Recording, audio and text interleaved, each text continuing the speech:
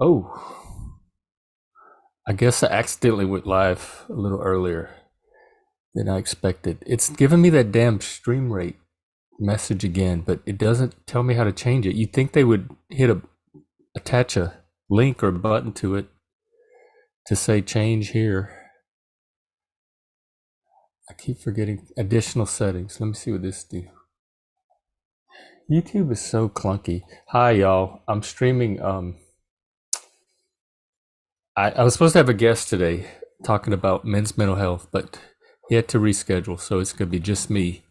And I thought I'd just do like a general open chat. If anybody shows up, I can talk about topics or questions that are of interest to them. If not, I'll ramble on about a few topics of my own. I don't know how long I'll stream today.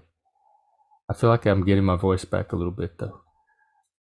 So, tomorrow is Memorial Day, and I'm going to have Youssef Slayman on from our gifted group. He wrote an article a while back on how to help people help others who are in grief, and we're going to have him on to talk about that. He interviewed a grief counselor and got her insight into how to help people with grief. And then I've been through some intense grief of my own, so I'm going to supplement with my own experiences. So we thought that would be nice to do for Memorial Day. Tuesday evening, 6 p.m. Central, we're going to start the Watchmen series. That's the HBO series based on the graphic novel Watchmen. And in my opinion, it was much better than the movie. So if you haven't seen it, it's really one of the greatest pieces of cinema I've seen in a long time. I watched it during COVID. So that's coming up on Tuesday. You can contact me for the link, primalhex, priamalhex at Gmail or on Twitter. I still have Tuesday and Wednesday open for Mental Health Month if you want to come on and talk about a topic. And then that'll close out Mental Health Month. And then I'll start. My stream will be much more sporadic and kind of freeform after that. So I wanted to one thing I realized yesterday. I did the stream on trying to figure out what spirituality is, and I kind of have a little better idea of it, I guess. But I forgot it was originally supposed to be spirituality and mental health, and I realized I forgot to talk about the mental health portion of it. So I want to touch a little bit on that today. The relationship between spirituality and mental health, or what are the potential or possibilities for spirituality or a sense of it to help improve someone's mental health. And for me, it comes down to that self-development or personal development. I kind of arrived yesterday at the notion that spirituality was whatever lies beyond our current like our current state of our lies beyond the individual as we are now. So it's the individual we're growing into, or the possibilities to expand the current limits of what we conceive of ourselves as an individual. And so for mental health purposes, that pretty much is almost synonymous. I'm working on my puzzle too. That's why I seem distracted. Would almost be synonymous with post-traumatic growth, like the growth. I know speaking of grief, after my grief experience, I had to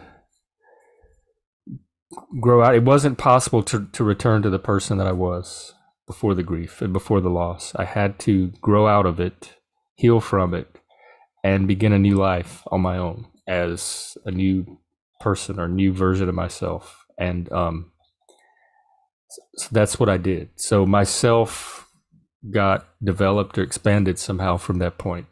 And so spirituality, it was also like a power or response to some form of power, aesthetic power, cognitive power, sexual power. We talked about the sublime and Longinus.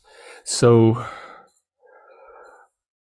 the way I use it in my mental health, because self-develop, I realized lately that when I talk about my interest in mental health, I'm less interested in healing from or helping people to heal from mental health crises as I am in the aftermath of that, the growth that comes out of that. I've done crisis work. I'm decent at helping people through a crisis. I'm decent at de-escalating people that are having intense reactions or responses from their mental health, but there's kind of a phase beyond that where once you stabilize, where do you go now? What do you do from there? I think healthy community is certainly a part of it. Oh, that's another topic I want to touch on. Healthy community is certainly part of it. Having a group, a society, a community to become part of so that the individual has something greater than itself to grow into. And there's that self-development that, like Dabrowski, third factor, positive disintegration, which he sees crises through, in his paradigm, crises are a component of the growth. Like the crises are used to disintegrate and drive further growth. So I'm interested more at that end of it. So I'm not even sure I would call it mental health. I mean, anybody can do it. My path to it was through mental health and grief and PTSD and a lot of social trauma. But I'm more interested in the growth aspect of it than the health or healing aspect of it. I mean, I'm pretty good at stabilizing myself when I need to, or helping other people to stabilize. I'm pretty good at maintaining my mental health. It's the next step beyond that. My mental health is maintained. I talked about on one episode the car on cruise control and just kind of staying off the road. Like if it gets bumpy, getting back on the road and back into cruise control. So I'm mainly interested in, now that we're on the highway in cruise control, where are we going? What do we do from there? And so I think a lot of my efforts, I focused on mental health too because it was mental health month, but really my interest and where I want to direct my efforts is to the growth that happens beyond or in addition to the mental health stuff.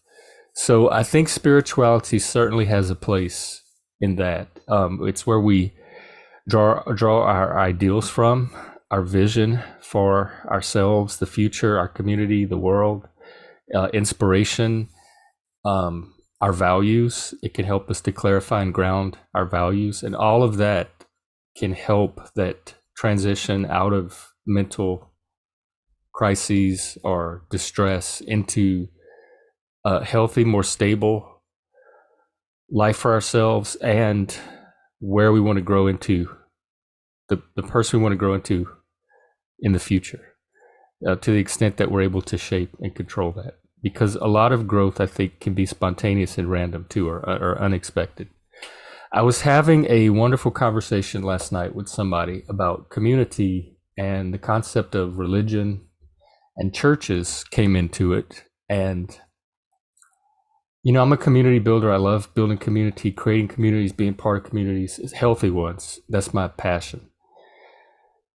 But they brought up an additional point that specifically shows up in things like churches. It has a generational effect. You see 2 or 3 generations of community. You get to see community through the generations. And most of the communities I've built or have been a part of that I've persisted in long enough to, because if a community is not healthy or dysfunctional, I don't stay in it for very long. So the healthy ones I've been a part of had most of the features that a church community would have. Like the members would support each other. They would step in to help each other. They were concerned with their growth and well-being, but they didn't have this generational element. Although one of the big hiking groups I was part of in Vegas, I watched couples come together. Like there were many matches made there, and so potentially there's a next generation of children growing up in that hiking community by now, because that was, I don't want to calculate how long ago, probably 20 years, over 20 years ago. So I think you can have these long-term, healthy, persistent communities outside of religion, but a church is a very easy kind of already established place to find that. So I have a I mean, converting to Satanism, believe it or not, gave me a whole new respect for religion in general. I just really, really admire religious people, even if they can't logically ground or justify their beliefs. Logic is not the only part of ourselves. If you look at it from a whole person perspective, religion, our faith, our grounding morality or values in religion has enormous, enormous positive effects for so many people. And now I have like an extra added little level of respect for churches because of this, the way they do community so well, and this generational effect of community. I'm pretty happy with the way that the communities I've been working on are going. And I think I mentioned I made a calendar. It's pinned on my Twitter profile. Some people are telling me they're having trouble seeing because it's Google. And if you know of a better calendar service out there, I'm open. I just threw that up for now. But they're telling me they're having trouble seeing the calendar, some of them, and are adding it to their existing Google Calendar. So I don't know why, what's wrong. I'm not a techie or a Google expert. So just be patient and we'll get something up soon that is more useful to everybody. So the communities are starting to kind of feed each other, and it's like I talked before. It's like an ecosystem where you have 4 or 5 or 6 little micro communities, and the members start to. That happened in Meetup when I was a Meetup organizer in Vegas. There were, I don't know how many, maybe 7, 8, 10, 15 meetup groups that were really popular and active, and the members started to move between the groups. So you meet a person in the hiking group, and they were also a member of these other 5 or 6 groups, and it formed like this little core community or cluster of community, and the groups were just activities that this core kind of moved in and out of throughout the week. So I think that's what's starting to form in my communities, and it's definitely what I'm trying to help form, because I think each individual community benefits from that growth that comes when all of the different members from the community start to find each other and form something larger. Community is, I've talked about it for me, it's that effect that's larger than the individuals that make up the community. And then when you scale up one more level, you have this kind of, I don't know what you call it, because I also call it community, but I guess this macro community, and the individual communities that become a part of that gain this similar effect that the individual gains from being part of a single community, if any of that made sense. So I just wanted to share that. I think community it's definitely like one of the key components to my own mental health and my spirituality. I would love, I've been thinking about this a lot lately, especially after the conversation last night about religion. When I converted to Satanism, one of the original draws and things I got excited about was the possibility to finally have a religious community to be a part of. I was part of the atheist community for a while in Vegas. That was before the elevator gate and the new atheism and all of that. But it was just a bunch of people that got together, once or twice a week and talked about how much they didn't believe in God. There wasn't anything to it beyond that. And so it always felt like it had the potential to be more, but that's all it ever, that's the only place it ever seemed to go. And so I really kind of gave up on having a religious community. It doesn't necessarily have to be religious, but I would love to find a community of Satanists. The problem is here it's predominantly Satanic Temple, which I'm not a fan of, and I'm not a member of Church of Satan, and they discontinued their grotto system anyway, which was the local chapters that they had at one point. I'm told they still have them, but you have to kind of find them. The Church of Satan itself does not facilitate entrance into these grottos. So my hopes of becoming part of a local satanic community are probably dashed for now. And my Satanism is so, because it's independent and it's so individualized and kind of idiosyncratic to me, this fantasy of having a significant community of Satanists that resonate with the exact brand of Satanism that I follow is probably not very realistic. My fantasy, I've had this dream for a while, ever since watching the Amazon series, The Name of the Rose, that they remade from the book and the movie, Umberto Eco. My dream is to start a satanic monastery. It's going to have like a library of classical literature. It's going to have a mosh pit for like rock bands to come and play. And of course, that's going to be the music in the monastery. It's going to have a Thunderdome, like combat pit to work out conflict or even to debate and work out conflict in a healthy way. It's going to have a BDSM dungeon for sexual rites and rituals and practices. All the stuff I like. It's going to have all that. And it's going to be cool. I have it in my mind, in vision. I just need the people and the like material way to bring it about. But that's like when I'm maybe a retired old man, if I get there. So all of that is to say that I kind of do have this little yen for some kind of community similar to what a church or religious community would provide. I mean, I'm really happy with my communities now. I could stay in the gifted community for the rest of my life. I'd love to find a good hiking outdoors community. I have my men's community. So all of those are good enough. Just this conversation about religion kind of gave me, like, I could, the horizon extended just a little bit further. I could see a little more beyond the edge of the vision I was working off of before then. So that's community. A couple of other mental health kind of side topics I wanted to talk about, maybe. Oh, hang on. I got to respond to this text. It's very important.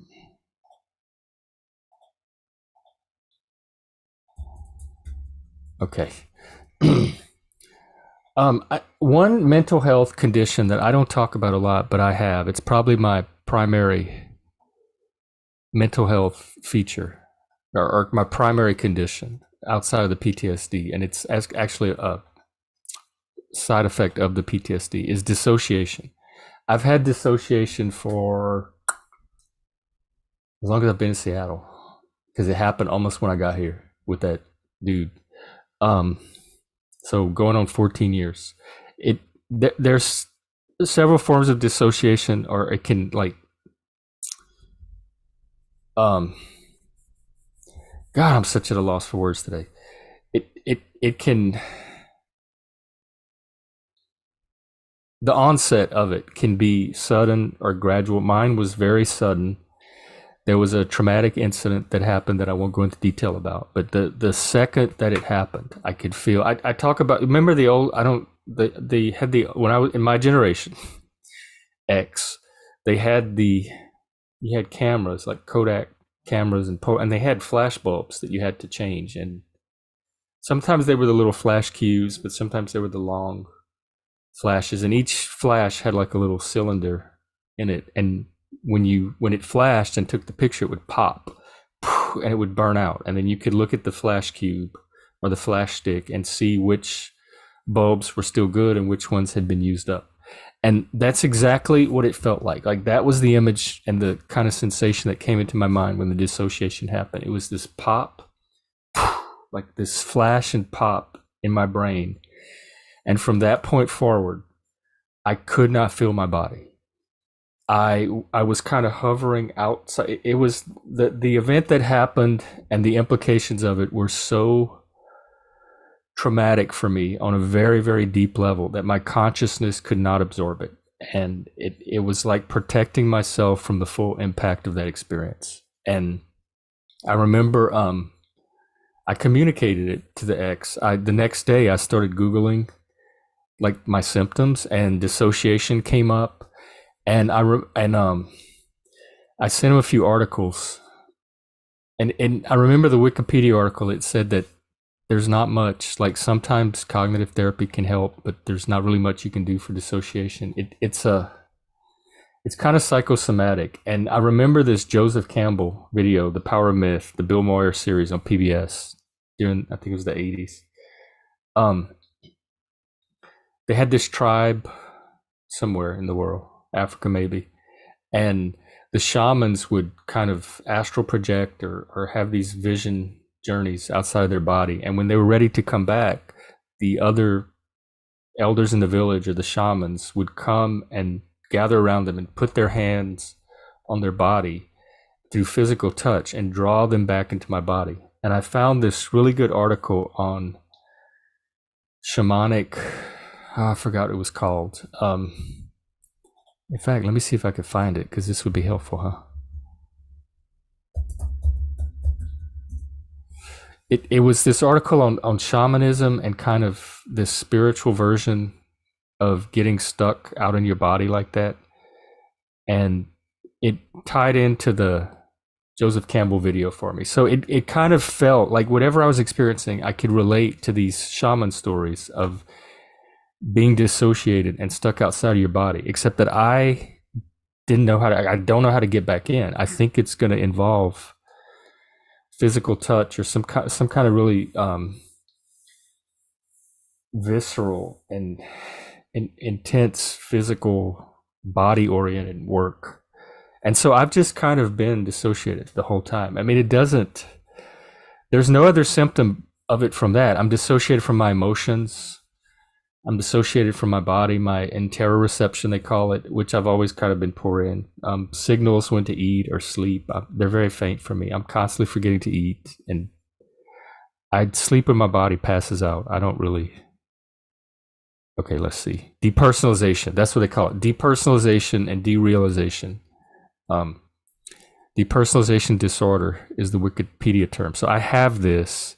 It's very annoying. It's very uncomfortable. It's something I've learned to live with, but it's definitely a mental health condition that if there is a way out of it, I would love to find. That's like the one condition. I can manage the PTSD, the depression, all the other shit, but this is the one that I have not found anything that alleviates the experience. I maybe need to find me a shaman.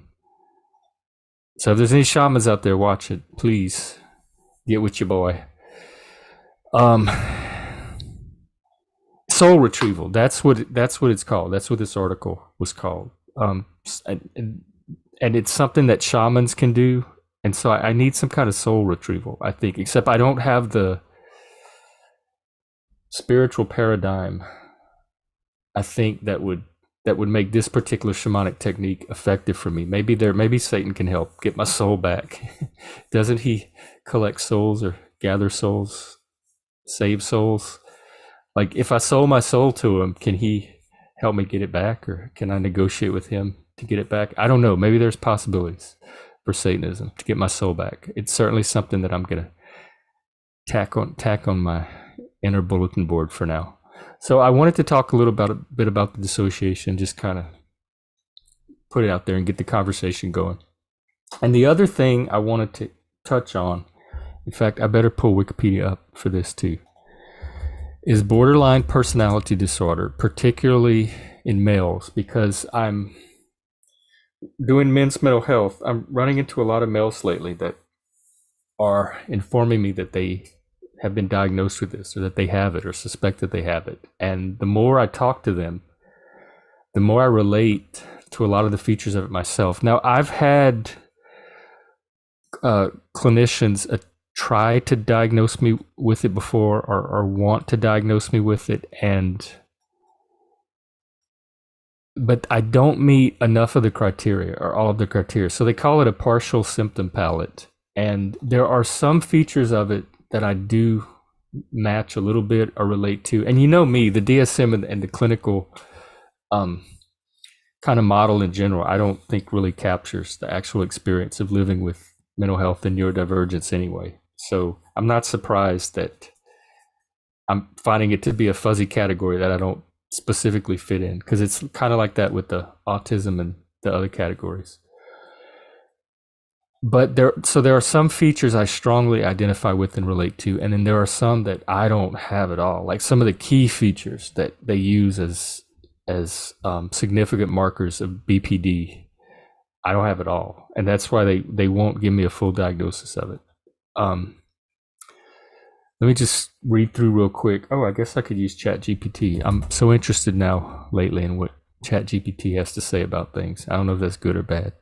Um, can you briefly um, describe, and then I'll ask it about males separately. Okay, brief. Nope. Every time I say briefly, it gives me this bulleted list of like 9 or 10 things. Well, I'll let it do its thing, and then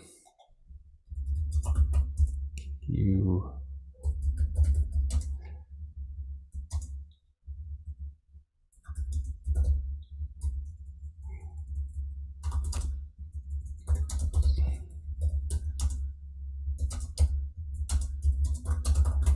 I want to see if it recognizes, if it knows the acronym BPD, or if I have to type it all out again as it shows up in mails. Okay. So we'll let ChatGPT do its thing, and I'll come back to it.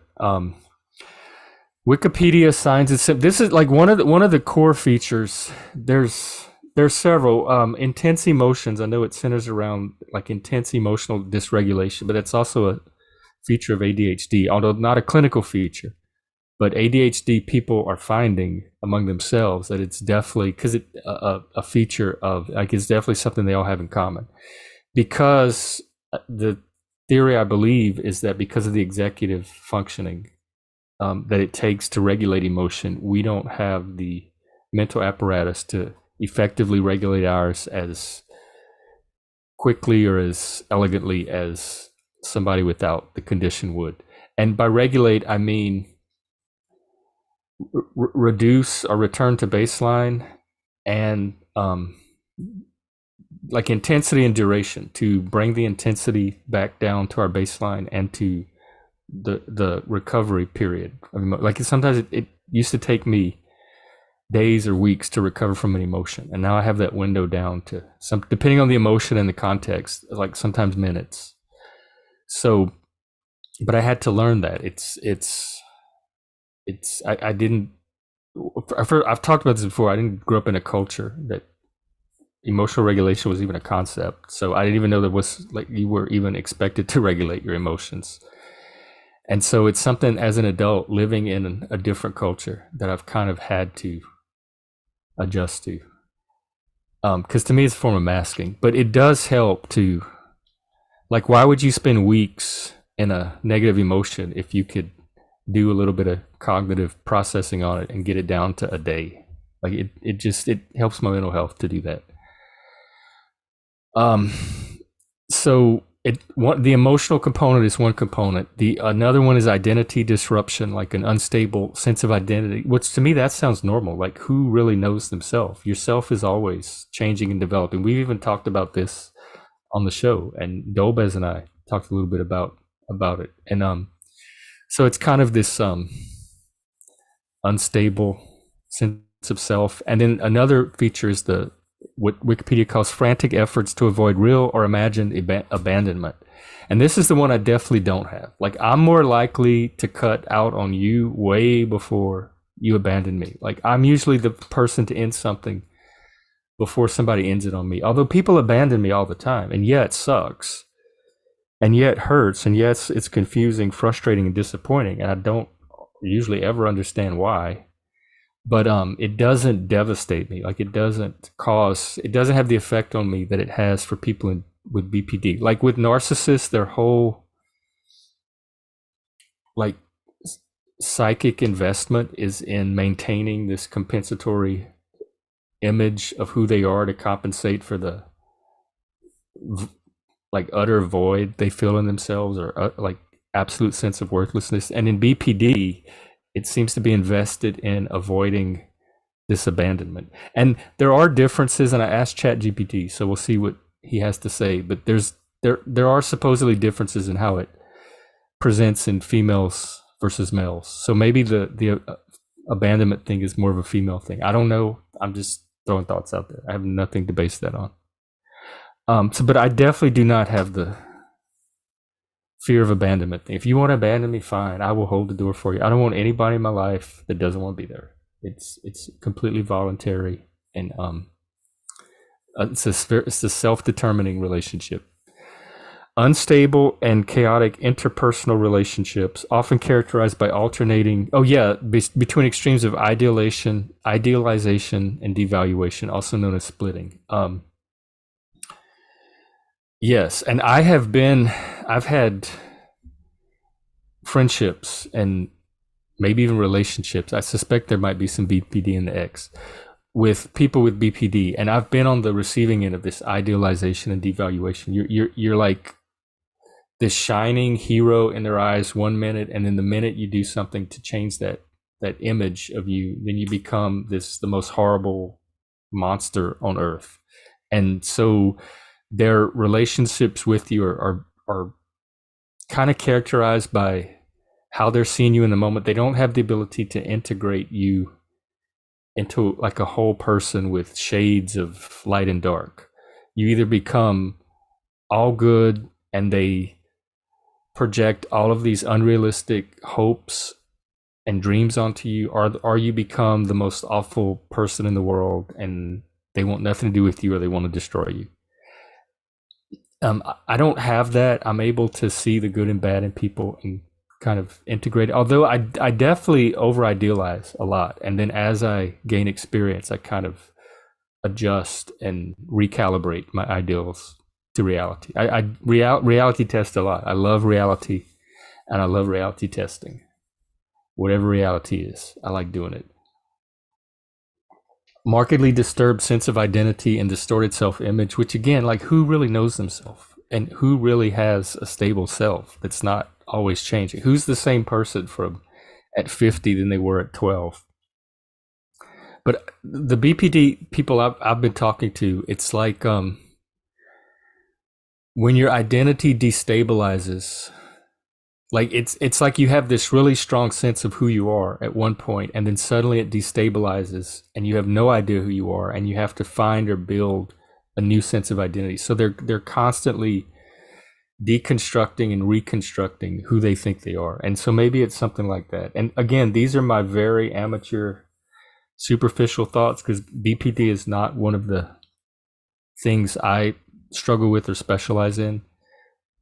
Although I can relate to some of the more emotional aspects of it, and even some of the like identity. Like I don't always know who I am, and because we talked on the show before, like part of our identity or our sense of self comes from our interactions with other people, and that interpersonal, intersubjective exchange, and that persona building that reveals the aspects of ourselves as we encounter them and interact with them through others. So that part for me has always been, I don't want to say unstable, but has always been chaotic and unreliable. And I've always put that down to the autism, because I'm definitely not having the same, my interactive experience with other people is definitely modified by the autism and the way I'm experiencing and perceiving the interaction. So I'm taking my own little weird, unique picture away from that may be very different than the one they're taking away. So I can't always rely on that external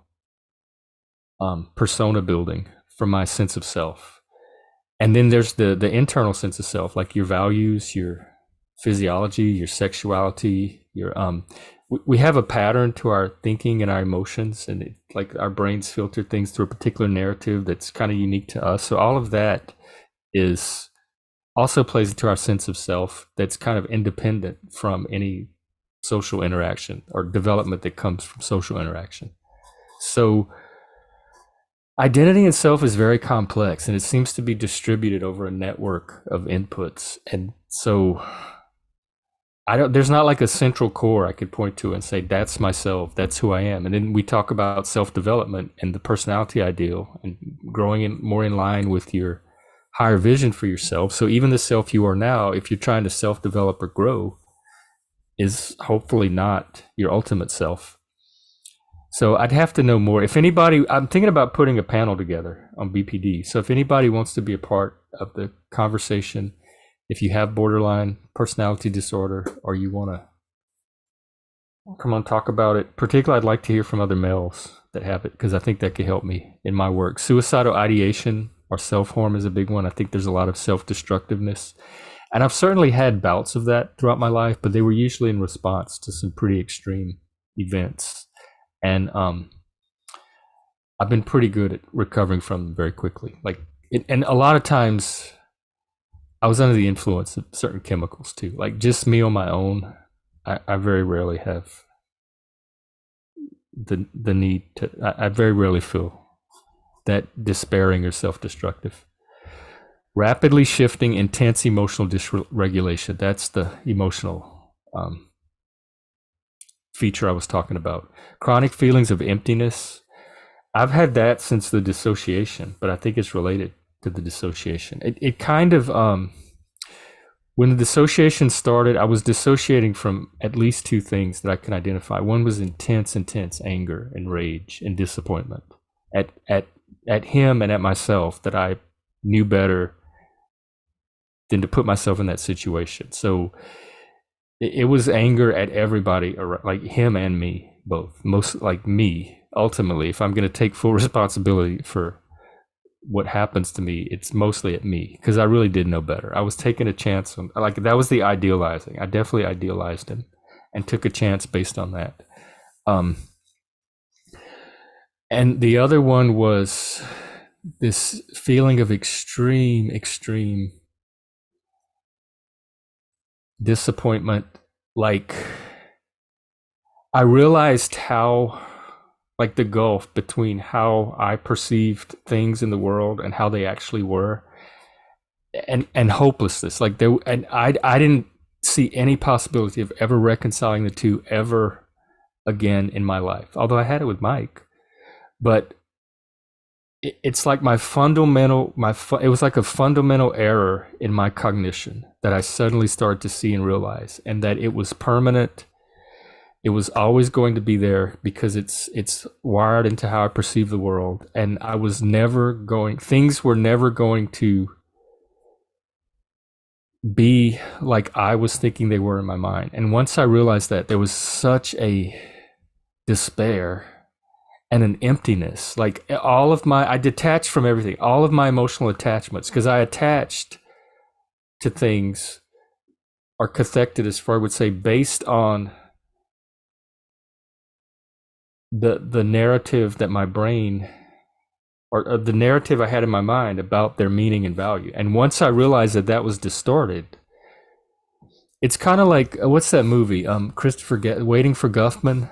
And I don't want to spoil the movie, but they're waiting for this guy named Guffman, and this guy shows up that everyone thinks is Guffman, that turns out not to be Guffman.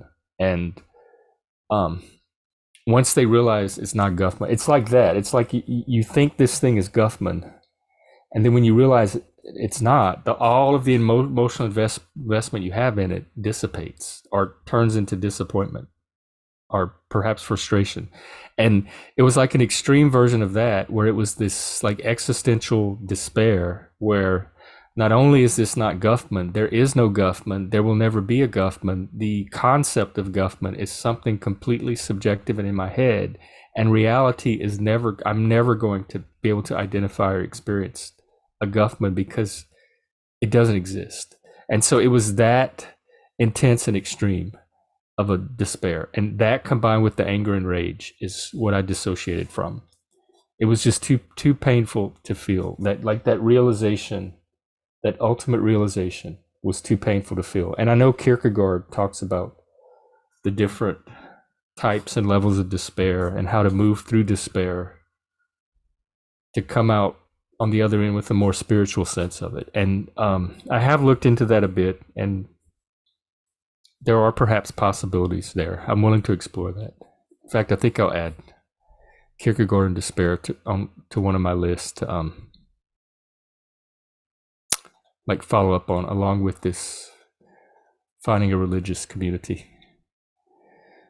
So I think, is that everything I want to say about? Well, that's everything Wikipedia has to say about it. But I want to see what ChatGPT and some of these articles. Oh, no, that's not it. The feelings of emptiness, inappropriate, intense anger that can be difficult to control. Which again, what male doesn't have that? So if a male is going in there with anger management and they're saying it's borderline, I would be skeptical.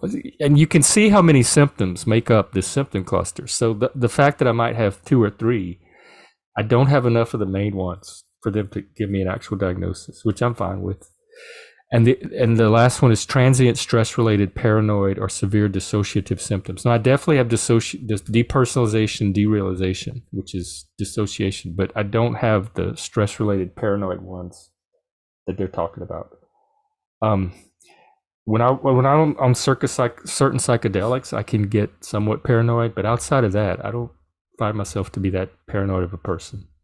Um, I'm usually able to. My whole thing, especially in psychedelics, is one of the things that taught me this, is to orient to reality as quickly as possible and ground yourself in what you know to be real. Because when you're on a psychedelic trip, you're constantly wondering, like, because it's hallucinations. So you're constantly like, is this real? Is this the drug? Am I imagining this? Is this really happening? So I learned very early to like figure out what is actually going on around you and what's just my mind making me think something's going on. And I'm really good at latching on to, like, finding ways to identify and latch on to what's actually real. And then the mental stuff can kind of fall by the way. Okay, let me see what ChatGPT has to say, because I asked it about how it manifests in males too. Emotional instability, unstable self-image, impulsive behavior, fear of abandonment, unstable relationships, chronic feelings of emptiness, and dissociation. Disconnected from themselves or their surroundings. But see, my dissociation happened when I was almost 40, and it was a direct response to a very traumatic event. And so I think it's different than the kind of BPD where the dissociation is persistent throughout their life. This can involve feeling numb. I definitely feel numb. Having gaps in memory. I don't have gaps. I have too vivid of a memory. I wish I had some gaps. Or experiencing episodes of depersonalization and derealization. It's important to note that BPD is a complex disorder and symptoms can vary from person to person. If you know someone, blah, blah, blah, that might be, seek help. Okay. Can manifest differently in males compared to females, although it's important to note that individuals of any gender can be diagnosed with BPD. Yes, we know about the gender. Historically, BPD has been more commonly diagnosed in females, leading to a potential underdiagnosis in males, which is kind of the inverse of autism, where it's been mostly diagnosed in males and underdiagnosed in females. This may be due to differences in the presentation of symptoms or biases in diagnostic criteria. That's what I want to know, is what are the presentation of symptoms in males? Well, I guess let me ask it.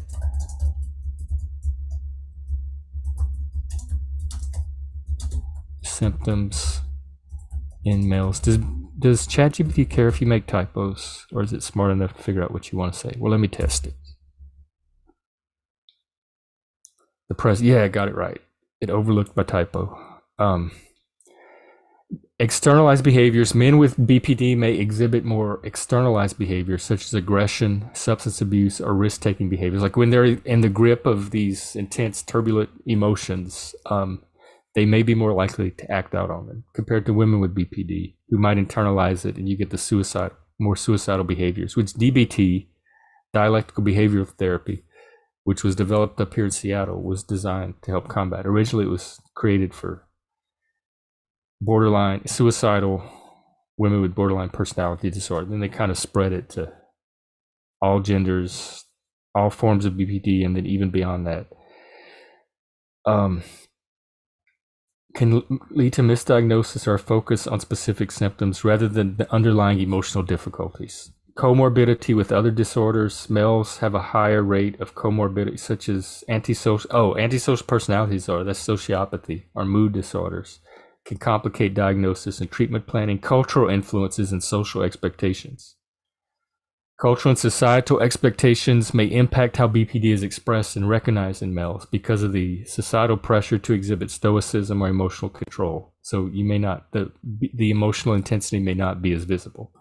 And then, of course, in the gifted community, you have the concept of emotional excitability, which how do you distinguish that from borderline emotional intensity or maybe ADHD emotional dysregulation? That's why these diagnoses get so, the symptoms can appear across a range of diagnostic categories, and kind of fine tuning which one it actually is. It takes a very, very expert eye. And I just don't think most professionals out there have that eye if they haven't had the direct experience of the condition themselves.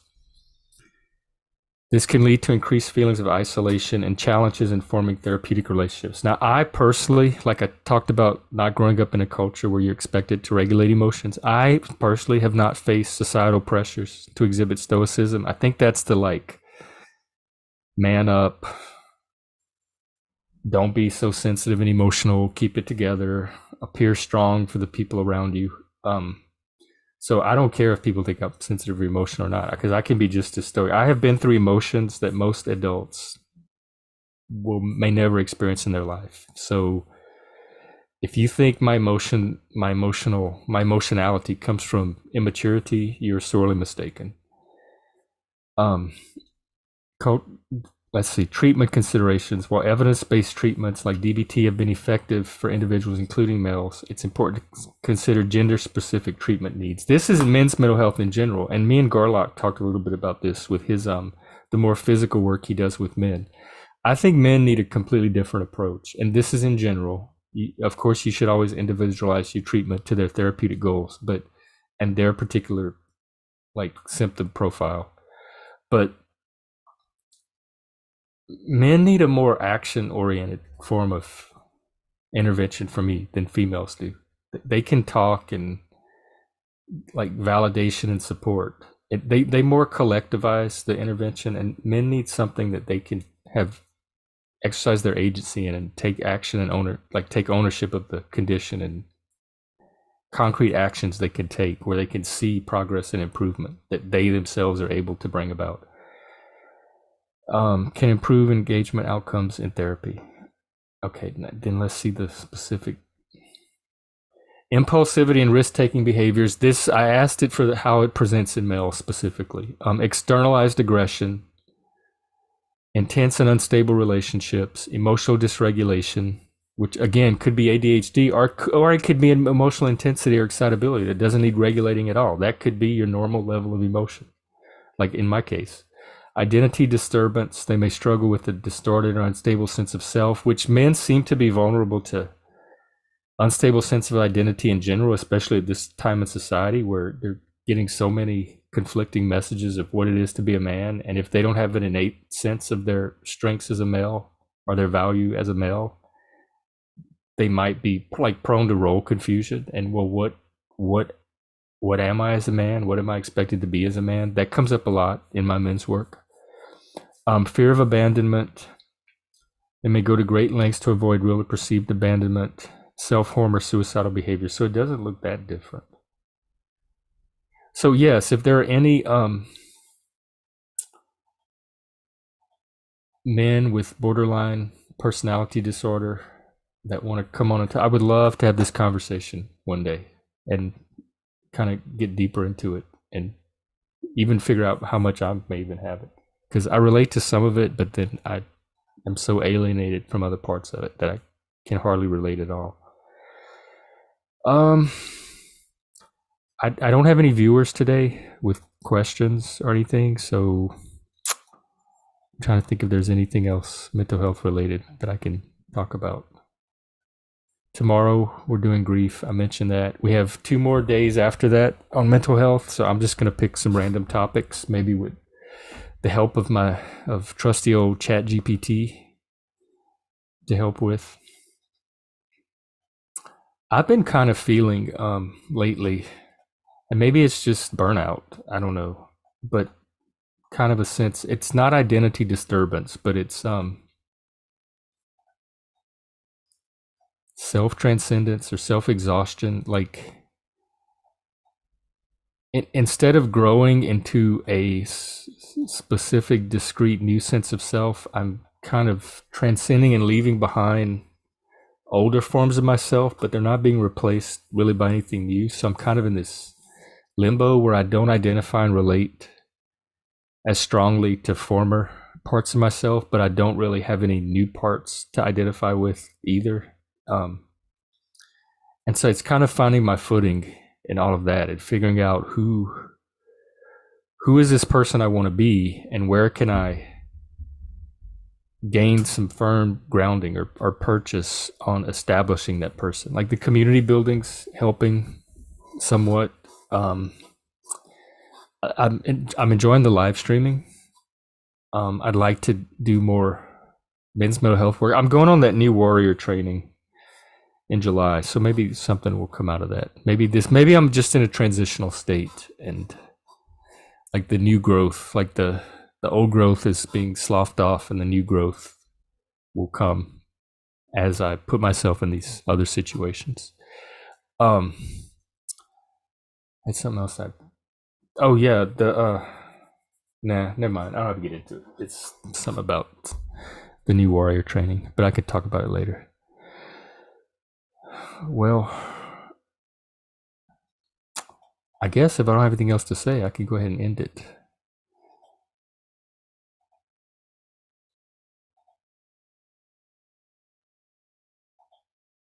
Okay, bye. It was nice chatting. I'll see you tomorrow at 3